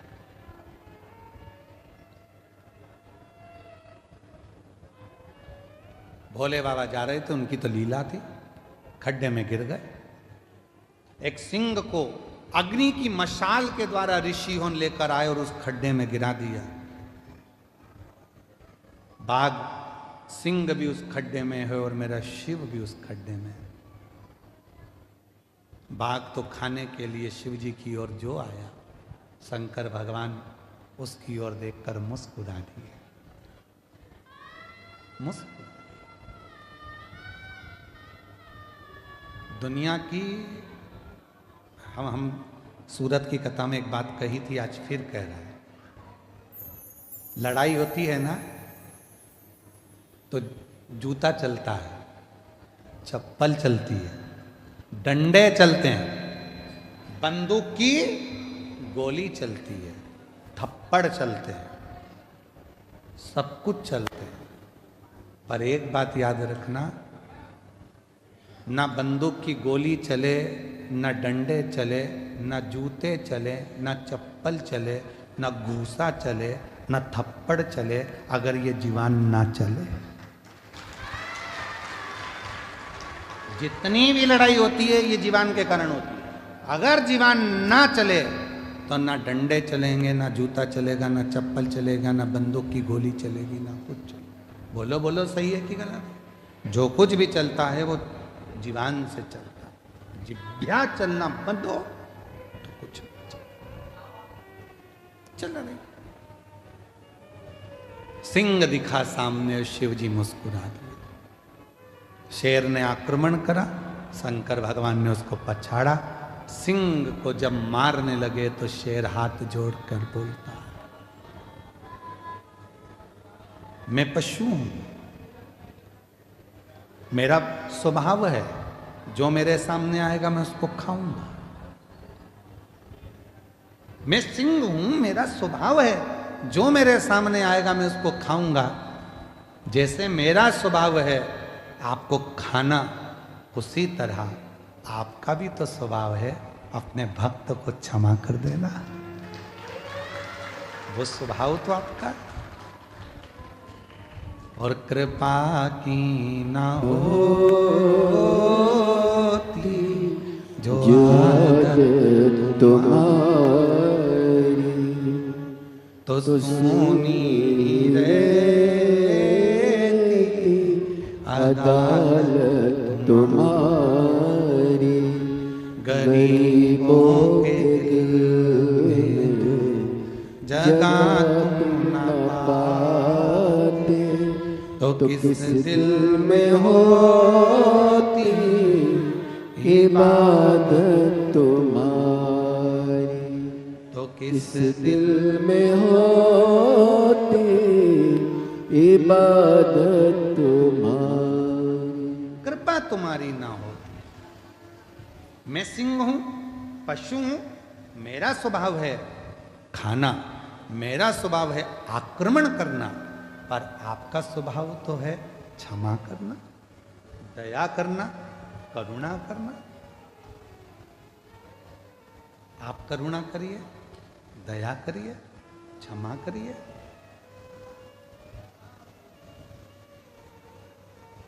शिव जी मुस्कुरा दिए।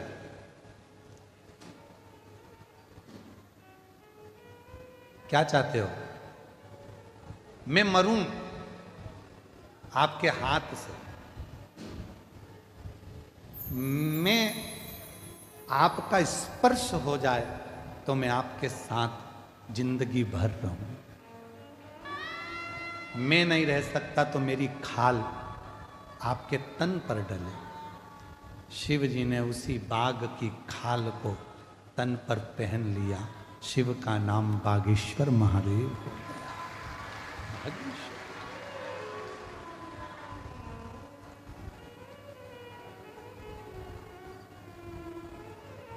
बाघ की खाल को जो धारण कर लेता है, स्वरूप उसका। दुनिया को लगता है कि शिव जी से मांगेंगे शंकर भगवान सुनेंगे, ना सुनेंगे, देंगे ना देंगे। पर शिव पुराण की कथा कहती है, एक बच्चे ने पत्र लिखा है। अच्छा देखिए,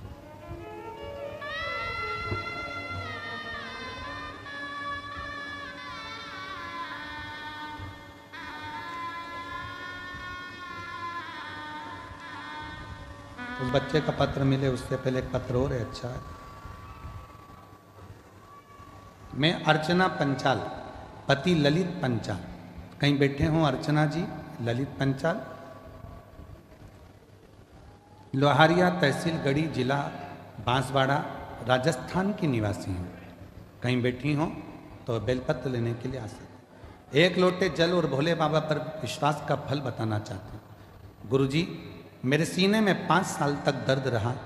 मैंने बहुत हॉस्पिटल दिखाया, परंतु जांचें कराई, पर बीमारी का पता नहीं चला। और डॉक्टर जो दवाई देते खाती तो तकलीफ बढ़ती थी। फिर 2025 में मैंने सीने की सीटी स्कैन कराई, तब पता चला कि फेफड़ों में अंदर की तरफ 2 गठानें 5-5 mm की है। तब मैं बहुत घबरा गई। गुरुजी, मेरे छोटे छोटे बच्चों का क्या होगा अगर मुझे कुछ हो गया? यही सोचकर मैं रोती थी। एक दिन मेरी माँ ने मुझे बोला, सीहोर वाला बाबा को कथा सुन। मैं रोज टीवी पर कथा सुनती। मैंने और मेरी माँ ने पशुपति व्रत किया। मेरे पति रोज मंदिर जाते और मंदिर की सफाई करते। रुद्राक्ष का जल शिवजी पर चढ़ाकर वहीं नंदी के पास बैठकर जल तथा बेलपत्र खाती। और कुछ महीनों के बाद मैंने डॉक्टर को फिर बताया। डॉक्टर ने कहा जब आपकी गठाने नहीं, अब आपकी गठाने नहीं हैं, मुझे अब दर्द भी नहीं होता और मेरे फेफड़ों में जो गठान थी वो पूरी की पूरी गल गई। मैं बाबा को यहाँ प्रणाम करने के लिए आया हूँ। एक पत्र और है बड़ा सुंदर।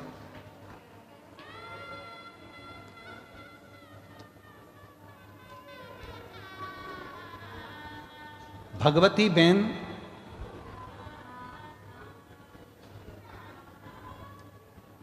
बेन पढ़ो जरा। चरेश कुमार भावसार, रत्न दिए सोसाइटी, आगे आप पढ़ लो थोड़ा सा, ठीक है। जिला अरावली, ठीक है। और गांव का नाम कुछ लिखा है, वो हमको पढ़ने में नहीं आ रहा। तुम लोग पढ़ के बोलो जरा, हैं? थोड़ा सा, ठीक है। जिला अरावली, अगर कहीं बैठी हो तो आ सकती हैं। मेरे बच्चे के 25 साल का मेरा लड़का, 26 साल का मेरा लड़का है, जिसको सोराइसिस की बीमारी बहुत सालों से है। उसके शरीर में, उसका जो पूरा शरीर है, खुजा खुजा कर उसके शरीर में सोराइसिस इतनी ज़्यादा थी कि पूरा शरीर उसका सड़ जाता था, खालें निकलती रहती थी और पूरा शरीर बेकार हो जाता था। ऐसा कोई डॉक्टर नहीं रहा जिसका इलाज नहीं करवाया। डॉक्टर ने कहा ये सोराइसिस की बीमारी मरते दम तक रहती है, छूटेगी नहीं। फिर मेरी एक पड़ोसन ने कहा, वो सियोर वाला बाबा कथा में कहता है, एक लोटा जल सारी समस्या का हल। मैंने अपने बेटे से कहा कि तो चिंता मत कर, चल एक बार सीहोर चलते हैं। सीहोर लेकर आई, वहाँ का रुद्राक्ष लिया, कंकर शंकर की पूजन करी और जल कुंदकेश्वर महादेव के नाम से बेटे को पिलाने लगी।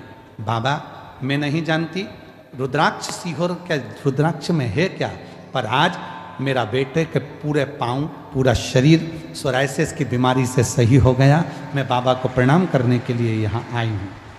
ये शिव की उदारता, ये शंकर की कृपा और शिव की करुणा। एक पत्र और बड़ा सुंदर है, वही बच्चे का जो मैं ढूंढ रहा था, वो पत्र अभी मिला। मेरा नाम समाधान भाई दास पाटिल है। मैं शिवनगर हाउसिंग बोर्ड पांडेसरा सूरत का निवासी हूँ। कहीं बैठे हों तो हाथ हिला सकते हैं।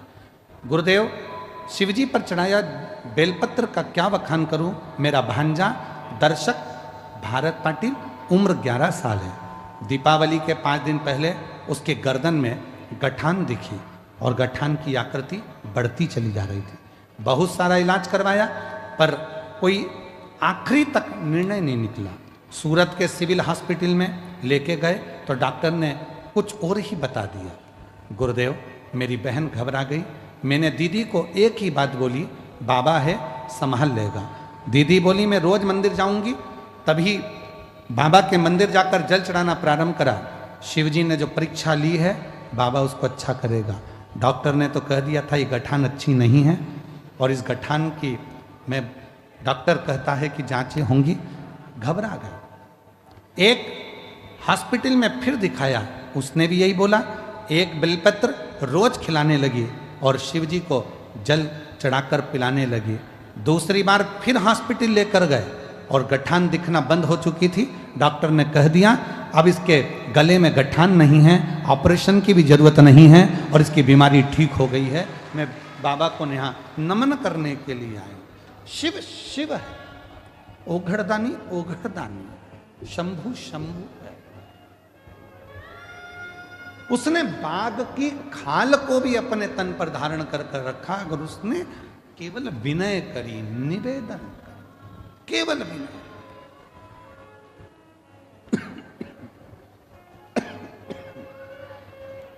और एकानंद चतुरान पंचानंद भोले पंचानन राजे हंसासन गरुड़ासन हंस गरुड़ासन वृषवाहन साजे। ओम जय शिवकारा।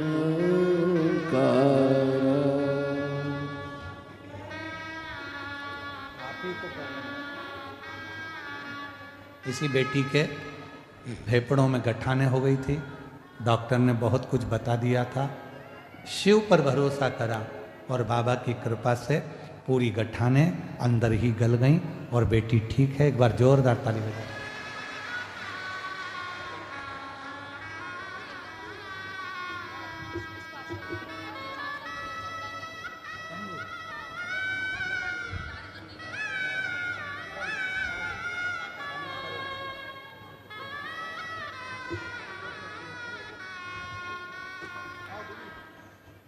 ऐसे दयालुनाथ से रिश्ता बनाइए। ऐसे दयालुनाथ से रिश्ता बनाइए। मिलता रहेगा आपको जो कुछ भी चाहिए। मिलता रहेगा आपको जो कुछ भी चाहिए। ऐसा करिश्मा होगा जो हुआ कभी नहीं। ऐसा करिश्मा होगा जो हुआ कभी नहीं। तेरी दया बनी रहे जब तक है जिंदगी। तेरी दया बनी रहे जब तक है जिंदगी। मांगा है भोलेनाथ से वरदान एक ही। मांगा है भोलेनाथ से वरदान एक ही। तेरी दया बनी रहे जब तक है जिंदगी। बाबा तेरी कृपा बनी रहे। भगवान बाघ पर भी कृपा कर कर बाघ के चर्म को अपने तन पर धारण कर लेते हैं। शिव बागंबर धारी बन जाते हैं। बागंबर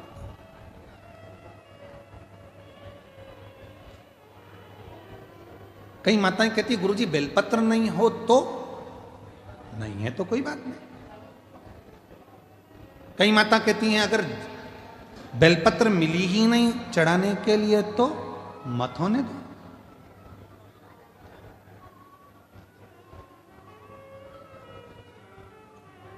गुरुजी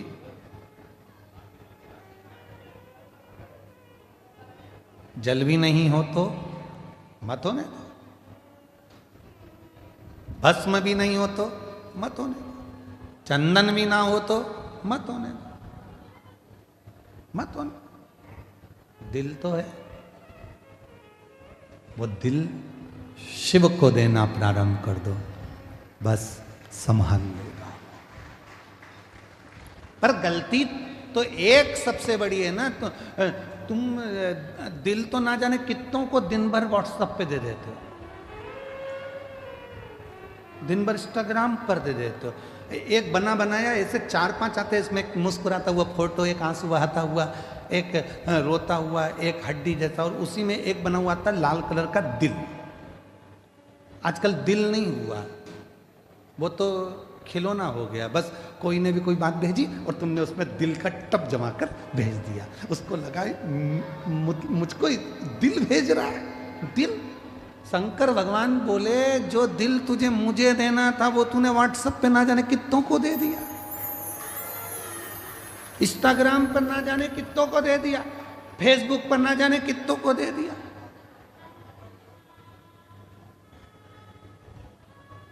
और वही दिल दे देकर व्यक्ति फिर डिप्रेशन में चले गया।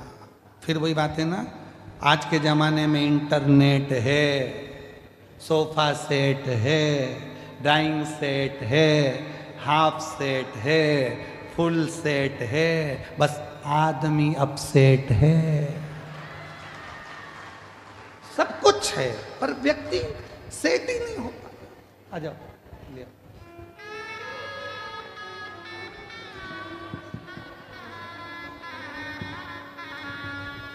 जो दिल से मांगोगे वो दिल से दे देगा। शंभो। जो दिल से मांगोगे वो दिल से दे देगा। मेरा भोला भंडारी। कई वर्षों के बाद बाबा कुंवर भंडारी के यहाँ जाई, 2 बार बाबा की कथा पंडाल में बैठी, पशुपति व्रत करे, सफ़ेद आंकड़े की जड़ का प्रयोग करा और बाबा की कृपा से ये 2 डमरू आए। तो शंभू शंभू मेरा हर हर भोला भंडारी है, खाली झोली भर देगा। मेरा भोला भंडारी है, खाली झोली भर देगा। जो दिल से मांगोगे। पहले आंसू पोंछ अच्छे से, जब खुश होकर तो बाबा ने दे दिया, रोते नहीं, अच्छे खुश खुश जा। जो दिल से मांगोगे वो दिल से दे देगा। मेरा भोला भंडारी है, मेरा भोला भंडारी है, खाली झोली भर देगा। मेरा भोला भंडारी है, खाली झोली भर देगा। जोरदार ताली बजाएं। बाबा की कृपा से कई सालों के बाद खुशियां दी है और देता है तो छप्पर। आ जाओ आ जाओ आ जाओ।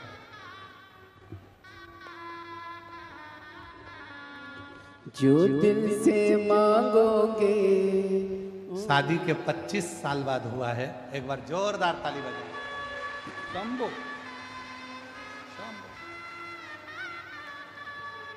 मेरा भोला भंडारी हर हर खाली झोली भर देगा। मेरा भोला भंडारी है, खाली झोली भर देगा।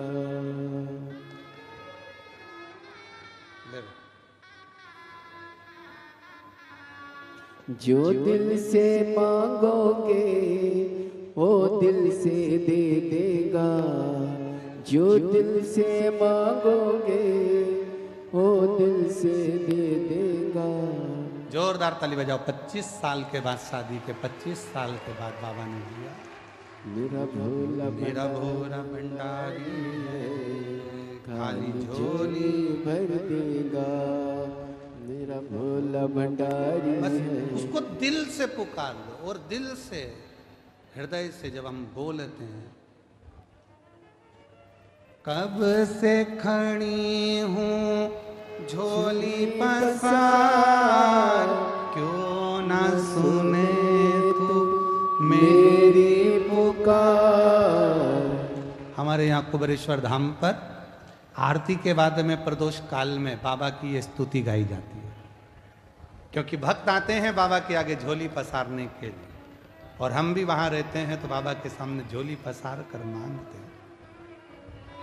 आज कथा की शिवरात्रि है, इसलिए आप भी झोली पसार करो।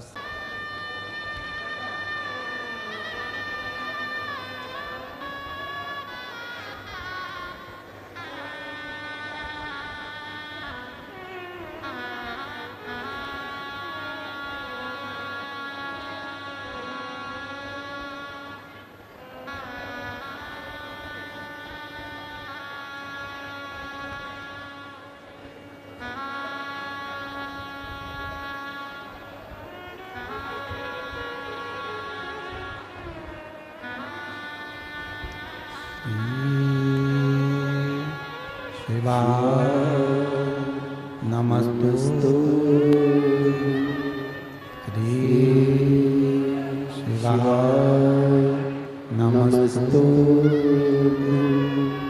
श्री शिवाय नमस्तुभ्यं श्री शिवाय नमस्तुभ्यं श्री शिवाय नमस्तुभ्यं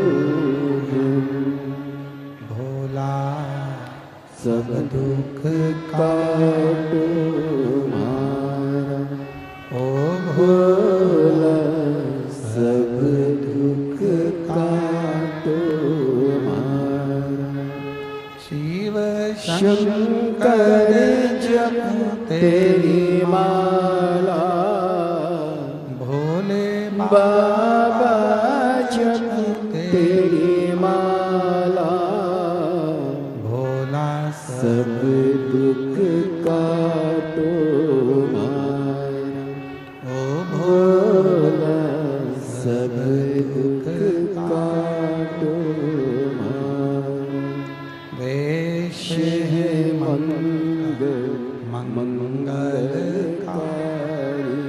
वेश मंगलकारी शमशान वासी हमारा शमशान वासी हमारा ओ भोला सब दुख काटो ओ भोला सब दुख काटो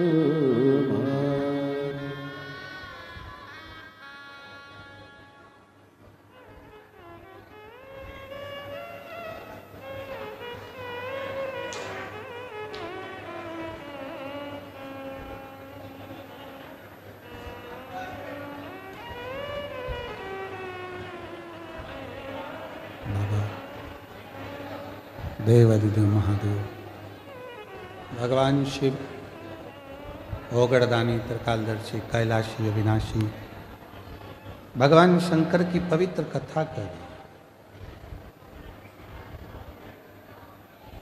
एक विदल और एक उत्पल दो असुर ऐसे थे जिनका संहार माँ जगतजननी जगदम्बा जी ने कुंदुक का प्रहार कर कर किया और वो कुंदुक शिव जी के चरणों में जाकर गिरा तो शंकर जी का नाम कुंदकेश्वर।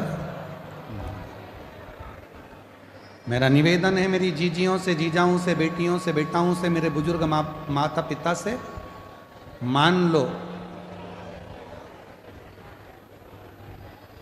आप कोई दवाई लेते हैं, डॉक्टर साहब के पास जाते हैं, और हम फिर निवेदन करेंगे यदि शरीर में रोग है, कष्ट है, बीमारी है, तो अपने नज़दीक के हॉस्पिटल में डॉक्टर के पास, फैमिली डॉक्टर के पास जरूर जाओ। क्यों? क्योंकि डॉक्टर शिव का एक रूप है। शिव महापुराण में डॉक्टर को शंकर माना गया क्योंकि शिव के पास भी विश्वास लेकर जाते हैं और डॉक्टर के पास भी विश्वास लेकर जाते हैं। शरीर में रोग आया है, बीमारी आई है, डॉक्टर के पास जाओ, वो जांच का बोले जांच कराओ, दवाई का बोले दवाई खाओ। यदि दवाई शरीर में नहीं लग रही है तो कुंदकेश्वर महादेव का नाम लेकर उस दवाई को खाना प्रारंभ करो। धीरे धीरे मेरा भोलेनाथ आपके स्वास्थ्य को आराम देना प्रारंभ। कुंदकेश्वर महादेव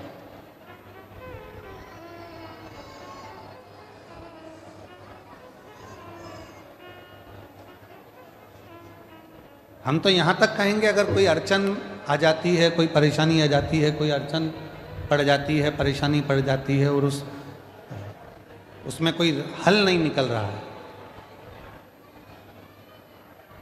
उस अड़चन में कोई हल नहीं निकल रहा है, परेशानी का कोई हल नहीं निकल रहा है, तो भी एक दुर्वा कुंदकेश्वर महादेव जी के नाम से शिव को चढ़ाकर फिर जाओ, उसमें हल मिलना प्रारंभ। कुंदकेश्वर महादेव हमारे मंजिल तक हमको पहुंचाते हैं। आगे वर्णन आया भगवान श्री गणेश जी महाराज के मंगल विवाह का।